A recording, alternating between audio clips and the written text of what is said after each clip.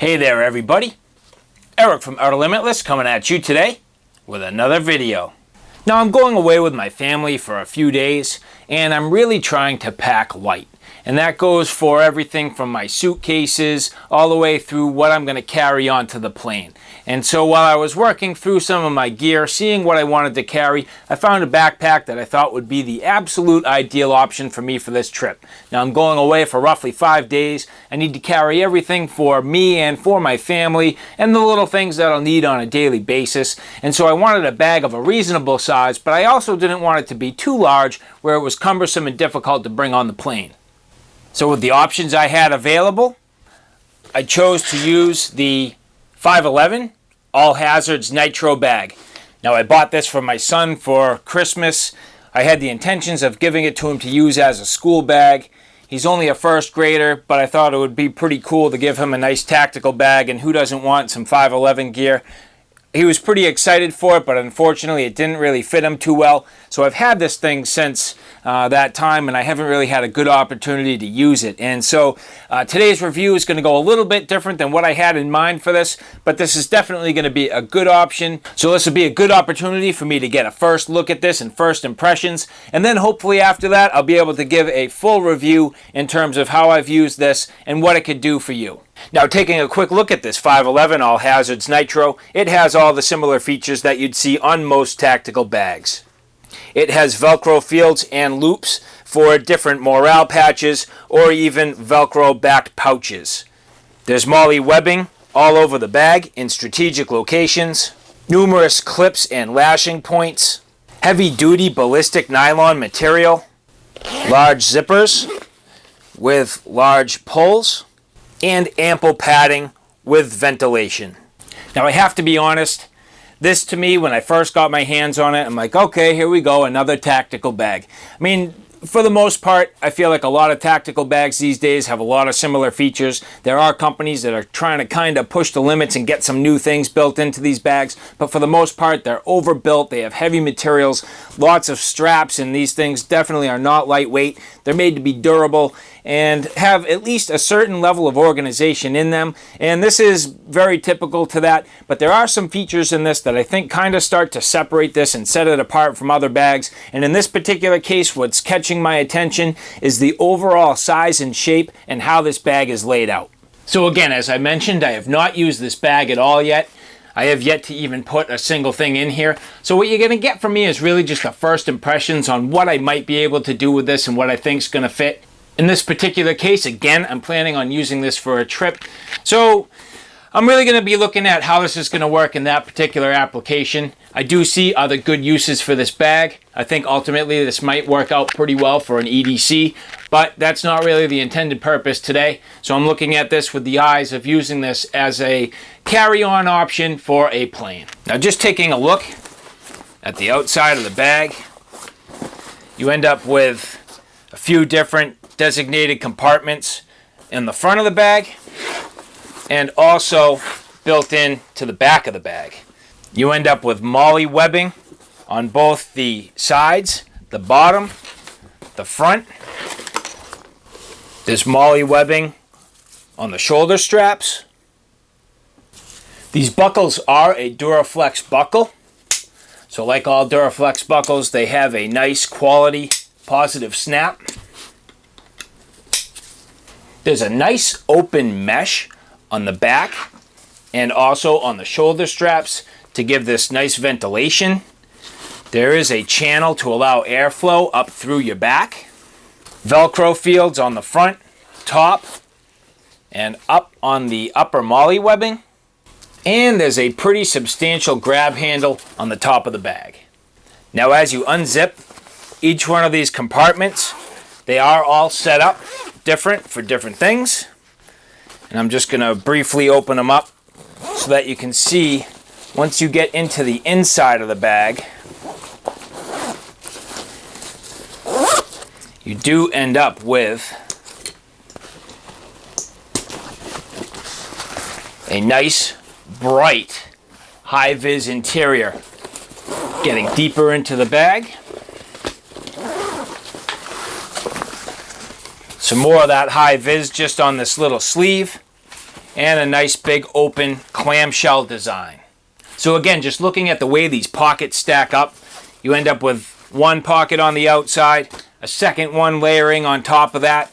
Both of those are on this outer flap. You end up with that high-vis organizational pocket, and then the full open clamshell pocket. And just wrapping it up, you do end up also with this pocket that's located on the back side underneath this yoke harness system.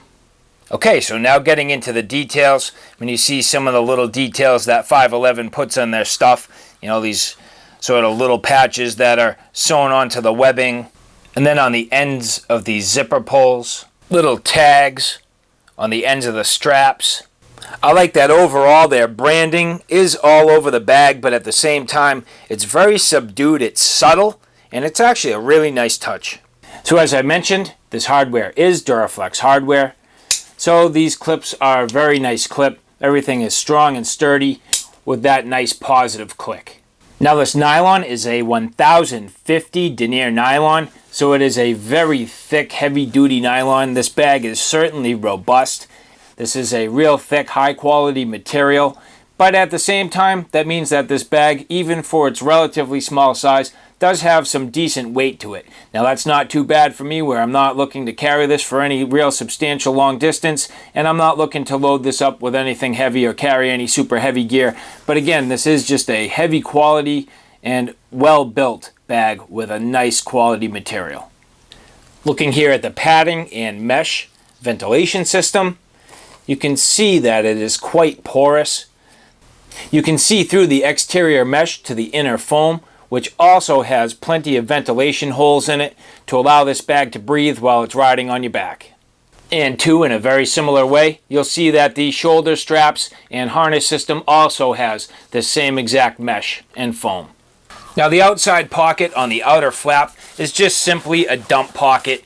This is not terribly deep. If you look here, it goes to about this depth on the front of the bag. So this is pretty much just a nice, easy little slip pouch or dump pocket where you can put things easy to access on the front of the bag. The next pocket is more of your admin style pocket. This has multiple sleeves. So one here, a few across the front. This has the ability to stash some pens or smaller items, things that you want to keep organized. And one thing that you might notice is that this particular sleeve goes full depth here to the bottom of the bag, but the one behind it only goes about 2/3 of the way down. So you end up with the ability to kind of stagger and overlap your stuff in here, which actually is helpful in order to keep this still at a reasonably slim profile. If these two pockets were exactly stacked up on each other, then the materials that you have would completely line up on each other and add additional bulk. But when they're offset, you have the ability to kind of keep a little bit of a slimmer profile, and I think that's definitely an advantage. Now as we move through this bag, this next particular portion is where 511 expects, you know, maybe somebody who has more of a real tactical application to carry a helmet or something like that, ammunition, goggles, different things of that nature that, you know, may take up a little more space. This is really sort of set up to carry a helmet. Now, for me, I won't necessarily need that in terms of, you know, I'm not going to be carrying a helmet, but this is definitely a real great place to carry a jacket, maybe a couple of jackets or things that, you know, real quick, I just want to stash them. Now, don't forget, I'm planning on using this in an airport, so, you know, for me, I'm going to have to go and check myself in, and I'm going to have to go through security, so maybe there's things that I know I'm going to have to run through security, and I just want to keep them on the outside here so I can get to them real quick and pull them out and throw them through the x-ray.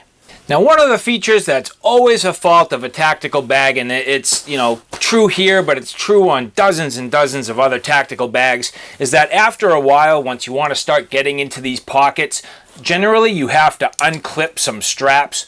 Now that's kind of like a double-edged sword to me. I mean, it's nice to have all these clips and straps to lock everything down and give you good attachment points, but at the same time it always hinders your ability to quickly and easily get inside the bag, and that's also the case once we start to get into this more organizer size pouch and also the main pouch of the bag. Now that we're inside the organizer section of this bag, you'll see here that it also comes with a little nylon mesh pouch. This is nice, just little organizer. I mean, they didn't have to throw this in, but it's definitely cool to have it. I think this adds a little bit of function, and this is certainly a multi-purpose bag. It's nice the fact that it does have Velcro on the back, and you can sort of throw this in wherever you want, and it could be used with a number of other systems as well. I could see me using this in my backpacking applications because it's a nice lightweight material, and certainly it's see-through, so you can see what the contents are inside of this. So it's a nice feature. You know, I had the original idea that for my son this could be kind of like a pencil case, and I thought that would work out pretty good. So I could see for the right person this bag actually working out very well in a school application with all the little things that it comes with and the excellent amount of organization on the inside. Now moving forward, this MOLLE webbing here is excellent. Definitely the ability to either slip a whole bunch of different things inside this webbing or to add pouches to gain a huge amount of organization in this bag. I mean, overall, you have a very nice size compartment. It's really, I mean, it's almost the full length of my arm from my fingertips to my elbow, so a nice overall depth in this pocket. It's a full clamshell opening, so it goes all the way open. This has some really nice heavy-duty zippers on it. So you'll see the zippers actually do vary from track to track depending on the pockets. So the smaller pockets have the smaller zippers, and once you start getting into these more heavy-duty pouches and pockets, you do end up with the larger zippers. So this is high-quality, durable stuff. Now again, on this flap, you do have all this Velcro, so if you had Velcro style pouches, they would certainly fit in here. And then again, just with that MOLLE webbing, you can fit anything that has the MOLLE compatible system. So definite versatility here, a lot of options, unbelievable amount of space. For me, I'm basically just gonna load this up with some of the stuff that we need, maybe my kids' tablets, things that are thin and small and don't take up too much space. I need them to maintain a reasonably low profile, and so I'll probably stack those in here. The main pocket of the bag has an approximate depth of right around 3 inches. It maintains the full width and length of the bag. It does have an inner sleeve. This for me I will use for a laptop, but you could also use it for a hydration bladder in a different application. There's also a sleeve on the top flap of the bag. This is simply a slip pocket. There's no Velcro and there is no zipper, but if you're careful, you shouldn't have any problems. This is oriented in the vertical position, so if you're opening this up, you shouldn't have a situation where the stuff falls out. Now on the very top of the bag, just behind the grab handle, there is a fleece-lined high-vis pouch. This is perfect for sunglasses, goggles, something like that. This is a soft material and it should not scratch or damage your lenses. So it's nice to have this on the top. It's not exactly a hard shell design, but it is reinforced. There seems to be some hard plastic on the inside that's at least stiffening this up a bit, so it should provide a decent amount of protection for your eyewear.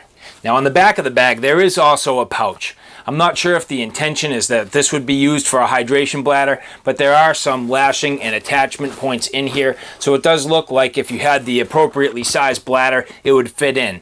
This pocket is a little bit on the snug side in terms of the overall width and also in the depth, but it is the full length of the back. So it looks to me like you could fit easily a 2-liter water bladder in here, and certainly it's another option for small items or things if you wanted to keep them in a little bit more of a concealed area. There's no Velcro and there's no additional lashing points beyond what's on the top of the bag, but at the same time, it is a nice pocket and it's a neat location for it. Now another feature that's kind of unique to this bag, on both sides of the bag, there is a sleeve that passes through from the top of the bag all the way down to the bottom. Now that could be used for a number of things. You know, where I'm traveling right now, I may find that, I mean, that could be actually a pretty good place to carry an umbrella.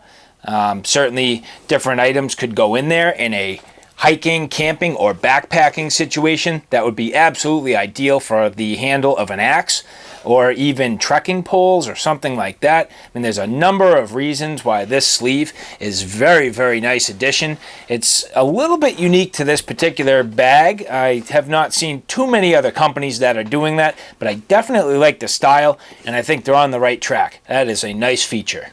Now just covering the last few features on the exterior of the bag. You have a couple drainage holes on the bottom, and you also have these loops. Now I'm not sure overall what the intended purpose of these loops are, but I could see using these in a number of different ways. I mean, first and foremost, it gives you a quick handle, something to grab onto to help you pick up this bag. But also, I see this not for my particular purpose now, but if you were going to use this in the woods, this would be a great place to potentially lash like a hatchet or an axe, something along the bottom. You could use this to slip, some material or a jacket through and carry it. Use that in combination with these lashing points to add some straps. Just a nice little versatile thing going on the bottom here.